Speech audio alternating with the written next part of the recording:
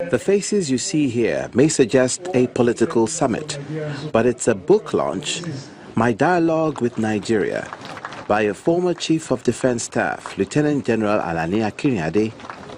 Those present include Governor Rotimi Akeredolu of Ondo State, Governor Aruf Aregbesola of Osun State, former governors, traditional rulers, industrialists, religious leaders, and retired army generals.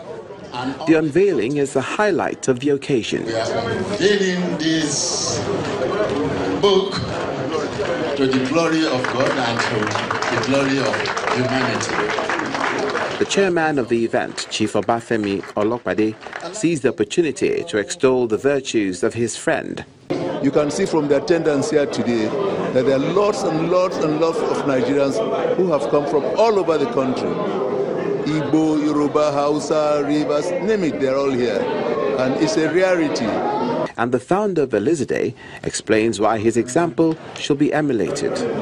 True and responsible Nigerian who wants the best for the country by dint of hard work, not pretending to do things.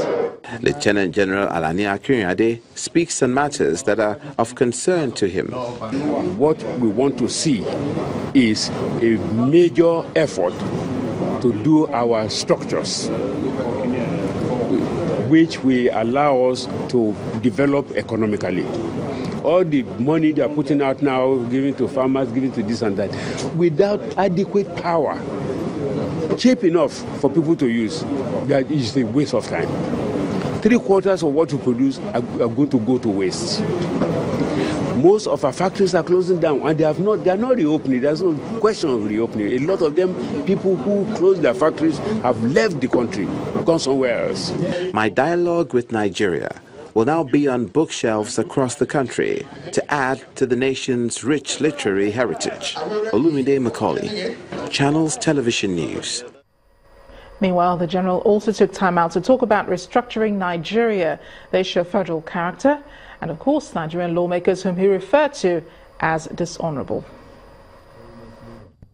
Serious about getting out of poverty.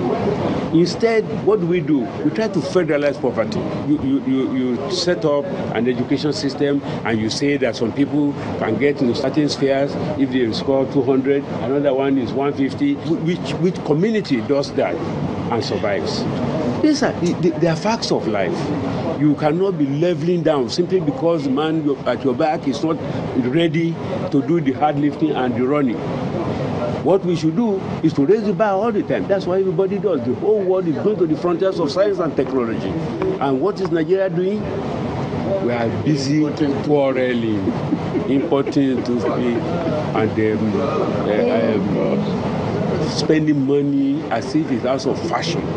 Meanwhile, our infrastructure is nowhere. Our school system has collapsed, but we also know that those who don't have respect for education, don't really invest in education, they're not going to make it anywhere in the world. So this is what, but we keep complaining about colonial system, about slave trade, and that those are several years ago. Over 100 years ago. After 50 years of our own rule, we cannot get together to really do something that there's no discovering the wheel. Nobody is asking us to do something new. The world has done it, and they've based the template. All we do is to say, oh, Nigeria is different from Singapore, it is true. Nigeria is different from Malaysia, yeah, it is true. It's different from India, it is true. Why don't we aggregate that difference like they did and start to build ourselves instead of someone sitting down in Aso Rock and saying he can issue an instruction to a farmer in Benin-Kebbi and the one in Idokwa in Delta State. He has never been there. It's too far away. The government is too far away from the people. So we have to break this thing down. We have to cut our coats, not according to our size, but according to our resources. We are not doing that now. My state cannot afford a governor. That is the truth of the matter. And my country cannot afford the number of so-called people in the National Assembly. We cannot afford them. That is why they can be singing what is it?